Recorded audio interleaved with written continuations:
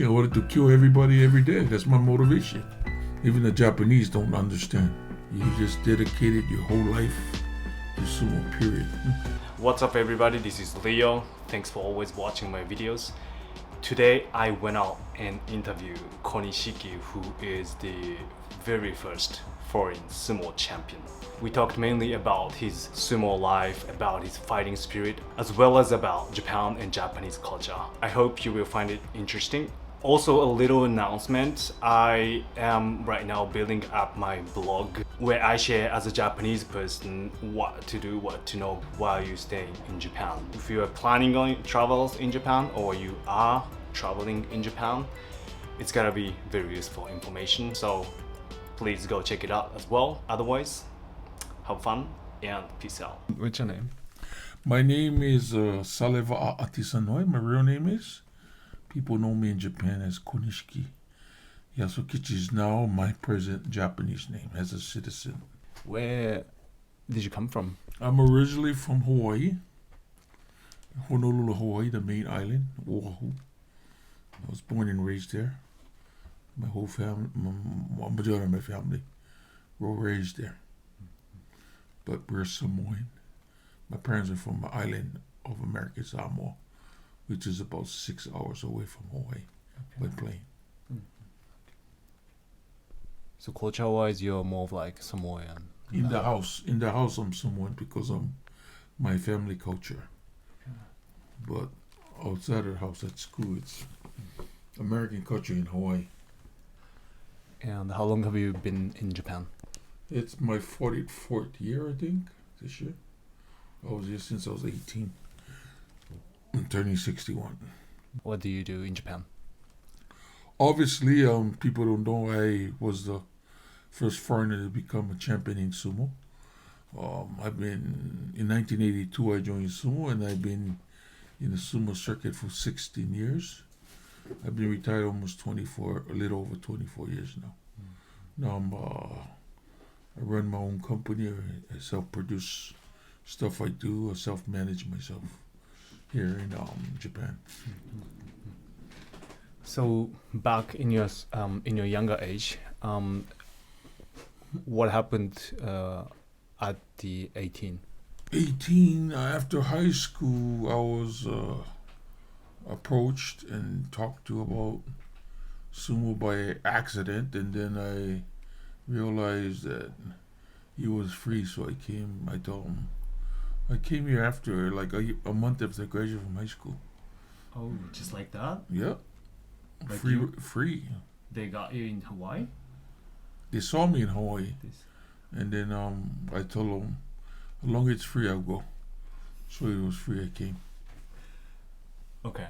And so you came to Japan, and what happened afterwards?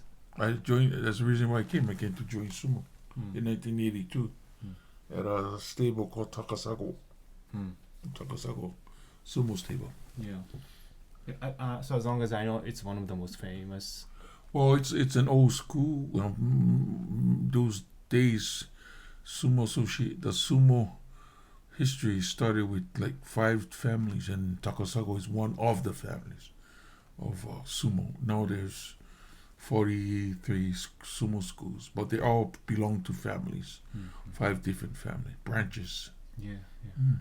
How was it like at the age of 18 to join? Well, it's so different. Sumo is actually, even the Japanese don't understand sumo. So for me, not knowing anything was a big difference. The culture was different. The language is different. The life is different. Everything about sumo you won't find anywhere in the world. It's very difficult. And you just have to prepare yourself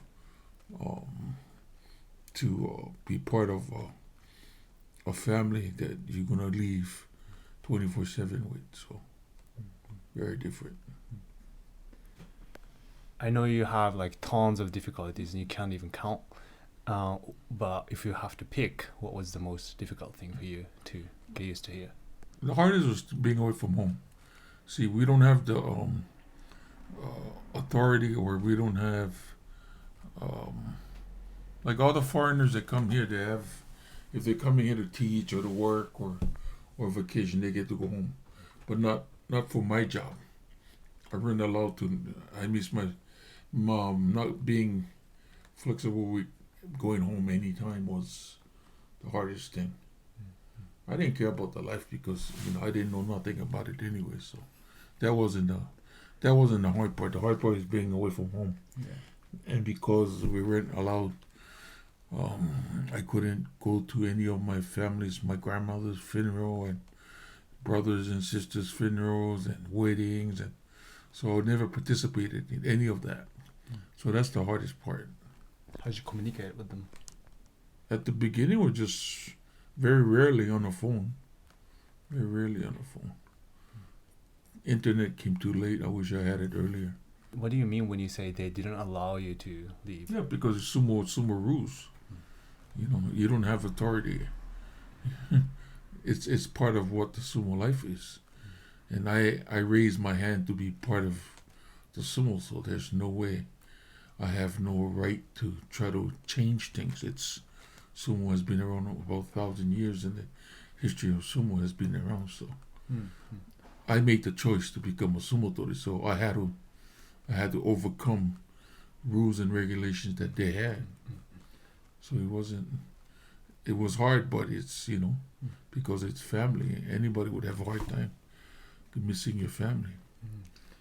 So sounds like sacrificing your freedom of your time, of your movement. It's 100% sacrifice. You don't own yourself. You just dedicated your whole life to sumo, period. Not even 1% belongs to you. 100% you belong to them. And you knew it from the get-go. Yes, sir. And what was the biggest what was your motivation to go into the life? Well, I knew there was an opportunity for me, having an opportunity to try to be the best I can be in sumo, and my motivation was my family. If I could get to a certain rank, I know I would get financially paid, and then I can help my parents. That's the only motivation I needed. I didn't need any other motivation, All right. Okay. And so you're completely alone in Japan, and alone in the sense you don't have family or any relatives here. How did you, get caught up? How did you catch up with the language, Japanese language? Well, sumo, we don't have any translators, so we had to learn as we went on. For me, I was actually speaking sumo language. Sumo has its own language. So when I'm speaking to Japanese people, I think I was speaking the proper Japanese, but it's not proper Japanese. It's sumo hyogo. Sumo has their own language. So that's why I was speaking something. They look at me like, what the hell is foreigners saying? They wouldn't understand what we said. When we speak with sumo wrestlers, we can speak to something, and you wouldn't understand what we're saying. Like use different vocabs. It's completely different. It's Japanese words, but it's mean differently. Okay. Can you teach me? Well, kotsandes you guys hear all the time. Kotsandes to say thank you in sumo. Kotsandes is used in many other ways. They have a whole vocabulary that it's different. So, and that's your language you learn first, because that's all you hear every day, right? I'm not sure, but I feel like Takasako, I know the name from the news from like a few years ago, because there was a power harassment, whatever. Also showed you in is it so? Japan is power harassment. Okay. Not only sumo, they do that in all the schools. I thought he made them. How was it like for you back at the time? They were real strict. If they were saying that was power harassment, the whole association get crumbled right now, as we speak. They do that every day in Japanese culture. What's the difference? They do that in high school baseball. College students do that. They're more worse than sumo. What kind of treatment did you have specifically, for examples? Same thing. You have guys that you're gonna always have your bullies. But sumo, a good thing about anything you do in life, you can overcome by beating the shit out of them. And sumo is very clear. You win, you go up. You lose, you go down. You either once you get to the top rank, nobody can push you around. So that's the motivation. If you don't like it, fight to be the best. If you don't like it and you cannot fight, get your ass out of here. Just pack it up and go home. Very easy. How did you grind through all the way up? What was your mentality? That's my motivation. I wanted to kill everybody every day. That's my motivation. Of course, it's my motivation. You can pick on me on every day, but when it comes to practice, it's one-on-one. It's man-to-man. Now, that's my advantage because I get to kill you legally in practice. It's easy. Should be the same with anything in life. If you don't like it, beat it. Did you always have that, kind of, not an aggressive one, but kind of fighting kind of spirit You need growing that. up? Did You you always need have that. that growing up? Or? Of course, you need that. As a boy or as a man growing up in sports, you cannot be number two. You always fight to be number one. And that's the difference about being professional in anything. You come to be a professional, you cannot be 99%. You got to be 100% at all times. Killed or be killed. That's how hard, especially mixed martial arts. Someone's a mixed martial art. You can actually break your neck easily if you do mistakes. So it's very important that you understand that. For me, everything that they did to me, I use that as a way to get back, to motivate me, to fire me up, to get me pissed off. Every time I fight, I practice with vengeance, which has helped me. I take advantage of that. It's a positive thing for me. I never look at my whole life as a negative. I had no negative about my whole life, even now. Because at the end of the day, it's your choice. Sure. Yeah? Right. And Japan is a place where you have your own choice. Right. So Japan, is a country where people like to prioritize Japanese people. Being a foreign sumo fighter back in the day, like even 44 years ago, it was this tendency even more stronger, I can imagine. How was the backlash? How did you experience the backlash from the Japanese society? Well, I didn't hear anything from the society. People loved me. Like everything else, you had to deal with what the press was. But I didn't read anything anyway.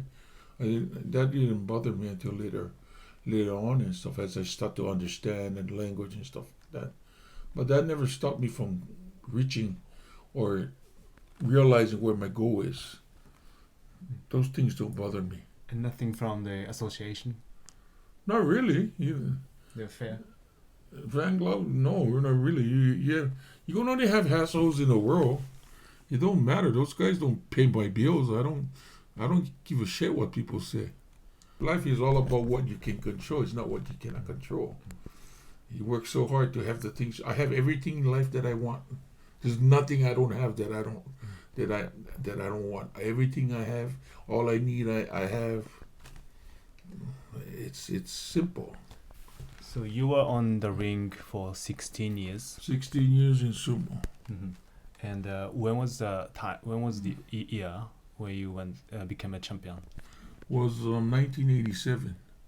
So I'm the first foreigner that become 1987. Yeah. It's the how many? It's a second. It's not the second year of your sumo. No, it's the 5th year of my sumo. Within the career, or when was the hardest time for you? Well, as you grow older in the sport, your body gets more injuries, and you had to learn how to fight with injuries throughout your career. Because sumo, we don't have an injury list. When you get hurt and you sit out of a tournament, you lose your rank. So, and people don't really know how hard it is because there's 60 positions in Makunouchi where you have to fight to keep. Okay. Getting there is the easy part, but staying there is the hardest. Sumo is very difficult. So I was fortunate enough to stay in the Makunouchi division for pretty long, and retired. And then the injuries was just getting to me, and now like I live my life with pain because of I had to fight with all the pain, and now all the guys that retired around my time, everybody's leaning over, everybody's shoulders are broken, and it's going to the war and now trying to heal the wounds of many years of battling head to head. Crazy. All right. So just from your observation, right? I'm not sure because I don't really watch sumo a lot. I've been there once in the ring. Do you see any difference between foreign sumo fighters and the Japanese sumo fighters? Physically, we're stronger. And that killing instinct that Japanese don't have, we have that as kids growing up in sports. You gotta have that killing instinct, that fire that we bring. It's, I think, something that foreigners are raised in most of the time. And I think that's the biggest difference. But sumo is still a culture where kids do when they're very young. One box sumo, they started, grabbing mawashi when they're 3 years old. And so technical-wise, they're much better in technique in sumo because they experience at a younger age and more years before they become amateur or professional sumo. So that's the difference. That's about it. But yeah, probably stronger and faster. Did you have any frustration fighting in sumo ring? Well, all the time. Every time you lose, you always have to find a solution to how you lost, and then you're wrestling with the best of the best. So it's of course everybody comes to win, but everybody thinks the same. Why did I lose? Frustration because it's long tournaments. It's 15-day tournaments for 9. We got 6 major tournaments a year, and it's all year round. So it takes a burden in your head. It plays games with your mind. So you always have to be very prepared to do something in sumo. Yeah, to keep your mind focused. Yeah. So I am aware that you guys have a training every day, like a really really hard training. How does a normal usual day look like as a sumo fighter? Well, for a regular sumo tori that lives in a stable, you're not allowed to live outside. So morning starts early in the morning. You get up, no breakfast. You go to practice right downstairs from upstairs, and then you practice 2 maybe 5-6 hours a day, and then you have your first meal after furo, and then you rest, and then you go to therapy, and then some of the stables have workout times again, but not for sumo, just to calisthenics exercises, stretching, going to the weight room and stuff like that, and then they go to therapy, and then they have their second meal. There's only 2 meals a day, so that's the same thing they do all year. So they have 6 major tournaments. 3 is in Tokyo, and 1 each one in Osaka, 1 in Nagoya, and 1 in Fukuoka. And they have to do everything themselves. They cook, they clean, they wash, and everything. So they're self-made people. So they have a very busy day because they're doing everything themselves. How much calorie does a sumo fighter have to consume a day? Depending who you're talking to. Somebody like you, they'll force feed you. And they try to build you by eating, And there's a few guys who can eat, but they don't gain no weight. It's just body metabolism is different. For me, I was always big. All the Hawaii boys, all the foreigners, they kind of have their genes are different. So we come in big, and we can get big faster than all the Japanese guys. But there's a few guys that are big, but they have a hard time getting big. So the calories only matter if you can train. Because if you don't train, you're just going to be big, but your body won't adapt to the training, which is long. It's 5-6 hours a day. You got to stay on your feet in the morning and getting hit and all that. So it's different. It's not just about the diet. Now I'd like to talk about the retire times. So after 16 years, you retired. How did you feel like at the time you decided to retire after 16 years? Well, the most important was my body. I was actually taking a lot of more painkillers towards the end of my career, taking a lot of cortisone shots in my body, and I could tell if I do any longer, I might die because I'm forcing myself to go through all this pain. So when I decided the time came, so I wanted to just get back. And I was a big boy. I was big, very big then, and I was like almost 627 pounds, almost like 280 something kilos. I was real big, you know, It's huge. real huge. You're So I knew exactly I was huge and I wasn't normal, you know, but health wise, I was healthy. I didn't have, even now, I can be big, but I have no I am not diabetic. I don't have high blood pressure. I don't have all that stuff, you know. But at the same time, my injuries, I could tell if I don't do it now and lose all the weight and focus on my health, you know, I don't think I'll live this long. You know, I'm just turning 61 this year, and because of the time I've taken to realize that my health, you know, after sumo career, I needed the weight to resume, but I don't need it now. So that's where my focus is. So I wanted to, and then the other thing is I wanted to spend more time with my mom because my mom was on dialysis and she couldn't travel. So I wanted to visit my mom as much as I can after my career. That's why I started my own company and never stayed with the Sumo Association. Right. So when you retire, you actually get to move out of the sumo. Oh, yeah. That's your choice. I could have stayed, but I wanted to be more free with my time. I wanted to be my boss. I didn't want anybody to tell me what to do anymore. Okay. And why did you, decide to ultimately stay in Japan? I was already Japanese citizen before I even retired. So obviously I was already going to be here. I was ready to stay here anyway.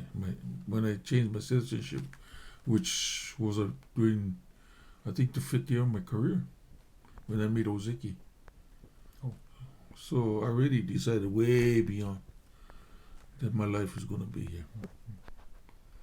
Oh, really? So you didn't have any intention to move out of Japan? Nope. Not at all. Even today, I don't have. Is there anything, nothing that bothers you in Japan, living here? Not really. I've adapted really well to it. I've built a great community of friends and families all over Japan. So there's things that Japan is not perfect, but if you can compare that to the U.S. or other countries, and the food is too good to leave behind. The cuisines, Yeah. Japan is the best. I don't care. Japan has the best quality, service. People are very. It's hard to be a Japanese, to be honest with you. What do you mean by that? Because they're so kind and they gaman surute, which is not normal for other cultures, which makes Japan very unique because the people know how to just keep it in them. And that's why people want to come to Japan, and some dumb foreigners who act like they can overpower Japanese. I don't like that. Me and a bunch of guys who from foreign friends, we see that and we want to just go out and chop those guys' heads off. Like, seriously, you don't bring that shit here. Keep your shit in America or wherever you come from. If you like it, like it. If you don't like it, get your ass out of here. Period. Don't try to change something that it's not yours. You know. Right. What is your favorite Japanese food? I have to say I like sushi. I love all Japanese food. But I'm more like a fish guy. Fish and yakitori guy at this age now. So Okay. before I used to be like niku, but once in a great while. Too old for niku anymore. Everything about Japan is so good. Even yasahi and everything is just different. The fruits are different. You compare that. I've traveled all over the world, and I go to Italy. Even the spaghetti here is better. You eat French food here, it's good. The Chinese food is good here. So it's amazing. Especially cooking, I think, is something that Japanese were always precise and very komakai, technical. The quality, they like to do quality stuff, which is very hard. Japanese are very, very humble people. If you look at a lot of they get the word mukuchi, mukuchi. 親方 mukuchi ですね. Most of those guys don't even speak and they're like just cooking no, yeah. So that's just a natural thing for Japanese. People think they have to practice that, but it's a culture. That's why it's part of the culture, and a lot of people cannot do that. Interesting observation. A lot of people cannot do that. You know, like I hear some people that, man, they're too nice. Okay, then you compare something that is not nice, which is you choose. Obviously, everybody's gonna go pick the nice one, right? Nice service instead of yasashi hito. They're gonna pick guarantee. You know, so they're not used to having somebody so well organized, very calm. You know, even in a train station, when I'm in a train and there's foreigners, they're talking loud over the phone, I tell them, right, I walk up to them, get out of here. You know, respect other people's room. I would tell anybody. I've done that many times in the Shinkansen. I was scared of the guy. Hey, shut up. But the Japanese people, they all gammon. But I wouldn't use that. I wouldn't let that go. Even when I walk the street, I see even a Japanese kid, they drop a rubbish, I'd scold them, hey, come here, pick that up. I would yell at people smoking at a certain area if they're supposed not be smoking. I'm that kind of guy. Old school. Old school, yeah. Yeah. It's very important that we preserve what Japan has built. Because if Japan didn't have what they have now, no one would come to Japan. So I know, it has many aspects, different kinds of aspects. But what do you think those qualities, where they came from in the Japanese society or in Japanese people? Well, I think the most important thing is the words tatemae and sonke suru toka. The words that they peers, and it's just something that they're brought up. Look in the schools. You guys don't have any janitors. The schools, the kids are cleaning up, they're wiping the floor. All the other countries, they pay people for do that. You got kids serving at cafeteria. So it's communities already built at a young age.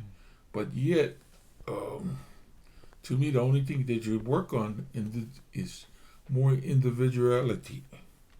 Individuality when they get older, so they have some kind of way to stand their ground as a person individually. But as a community, Japan is pretty good with what they're good as community. So as far as I'm concerned, communities were stronger in Japan back in the day. So too. How do you observe the Japanese society within the course of 44 years? Well, the years I've seen, I think they're looking. The media has made change many, and one of the things I'm very worried about is what people are starting being the word diverse, LGBT. Japan was one of the best places. I used to go watch all the new half shows, the Okama shows, and we had no problem. So you have people talking about them. I have friends who are LGBT. I have friends who are gay, and I love all my friends. But there's certain people you cannot take that out of the box, because a lot of people respect that. Like me, I respect all of that. But you cannot put everybody, just because I hear stories, they didn't want me to live in our point. Everybody has a right. And some people, I think that generation older than us, don't know how to handle that. So you have to understand from the way they see things. And I don't want us to be like America, like shit. It's crazy. Everything is always a problem. And it separates what real people are, because Japan is a really tight place, So that's the thing I'm afraid of, where they look at the Western world and they copy what they're doing. You know, Japan is still very accepting. It's just a certain type of age group that don't understand, but don't force anything on them because they didn't have that when they were growing up. So the community has to understand. The younger community has to understand. Our older grandfathers and grandfathers, of course, mina hantai. They don't know how to react to it. Even at one time, they didn't know how to react to foreigners. So it takes time. And then the new generation around my age, people are beginning to understand that. But don't force anything into people's homes or people's minds. People all have a choice. You know, so I'm afraid of stuff like that where they're taking too much of what they see in the world, other countries, and they try to bring it here. Japan is really good with all kinds of people. So when it comes to community or individuality, a lot of people talk about the loneliness in Japan. What is your opinion on that? What's that? Loneliness. Loneliness, and that's an individual problem. You know, the guy has to make a choice to who he wants to communicate with. You know, it's like telling me I cannot be fat because I have nobody else to blame. People have to understand. Don't blame the world for your problems. You're gonna have to find a community that you fit in. Nothing comes to you. You have to go and find it. So people that have a hard time, we all have people at a hard time. Even I had a hard time. But I don't complain about it. I look for solutions. Because I know if I just sit on it, and it's all about you wanting to make the change and finding a way to change. Because there's nothing. I'm not a doctor. I ain't going to tell you, oh, you should be good, and I'm going to take away your loneliness. You need to go home. It's you by yourself. But it's really up to you to go back to your roots. I know you have family. Go back to talk to your family. Try to get back to people that you know, because that's why they're for. The baddest thing you do is separate yourself from people. That's the baddest thing you can do. Greatest thing you can do is try to communicate, and that's so important in anything. You know. All right. So that was all from my side. And do you have any specific stories you'd like to talk about and share with the world? Well, Japan is something right now. I'm like I'm mixed sumo wrestler, and sumo itself, it's in Japan. Budo is a very part of our culture. Budo meaning it's karate, it's judo, it's all these different martial arts, and that's what sumo is. So right now I've been working on taking tours around the world, and we'll be traveling to the U.S. And I'm trying to take, because this culture is, again, it's fighting, and we're trying to beat the shit out of each other, but in a very respectful way, where no matter who wins or loses, you show respect. You don't trash talk, you don't swear, you don't do any stupid movement. It's respect, and this is something that the world needs today. Every other sport is about F you, F this. It's about lip service. But sumo has something in, and I think sumo's platform represents Japan the best. You know, the respect, we bow when we finish, and the different arts that we have in one. The modern day samurai is what sumo wrestlers are. So I think Japan is not perfect, but it's much better for a lot of foreigners to come and understand. The thing is, don't question too much about what Japan is, because number one, this is Japan. You know, that's some of the problems. How come Japan this? How come? Because it's Japan. Period. Nobody goes to America and said, "How come your hamburger is hamburger?" You know what I mean? So you have to respect that much. Respect that atmosphere or in the environment that you invite yourself to. If I was forced to, then I have, if somebody's like, you better go and do this and do that and do this, then you kind of question. But if you make the choice to come to Japan to find jobs or just to have fun or make a new life in Japan, the best of luck. It's a beautiful it's a beautiful country. There's so much depth in it. It's rich in culture, and there's so much to see just within this country. That's why right now, most of the time, I don't even want to travel. If it's work and I travel, but most of the time, if I have time, I want to travel and want to see most of Japan slowly. Just take my time and see some of out of Japan, because I've been all over Japan, but still there's much more to see. What is your favorite travel destination so far? Well, I think more down Kyushu areas, the different islands, the different languages. Then you go down to Okinawa with all the beautiful islands. People don't know, but they have some of the most beautiful beaches and clear waters in the world. People just didn't find out about it yet. So every place. Then if you want to really eat some good fish, you go to Hokkaido. Then you want to eat some real good, cheap street food, you go to Fukuoka. And you want to get real traditional, go to Kyoto. You want to eat some basashi or horse meat, you go to Kumamoto. If food makes you trouble, and you can go to Ishikawa Ken. They have some of the nicest fishes there too. So every place has their bonuses. Prefectures in Japan, 47 prefectures. So Yeah. so much to see. Right. All right. I could feel like huge love from your side for Japan. It's all about love, bro. I love Japan so much that I feel like I have to represent Japan in what I do, and that's why I'm so focused on. Sumo is a beautiful culture that people just stereotype it and act to it wrong.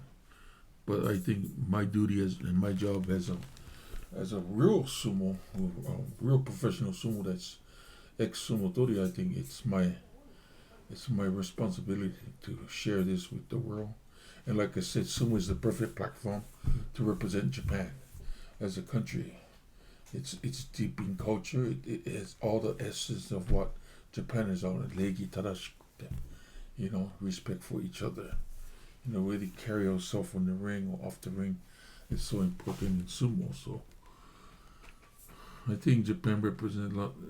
The people that are having a hard time, they just have to find the right niche to understand, find the right people to be around to understand whatever they're looking for in Japan, because there's space for every person that comes here, and it's very comfortable when you find the right people to hang out with. I think to work with. ありがとうございます、小西さん。That was it. Yeah. Good job. How'd you like it? It's all right. I've been there before 1,000 times, so. But a lot of Japan talking so.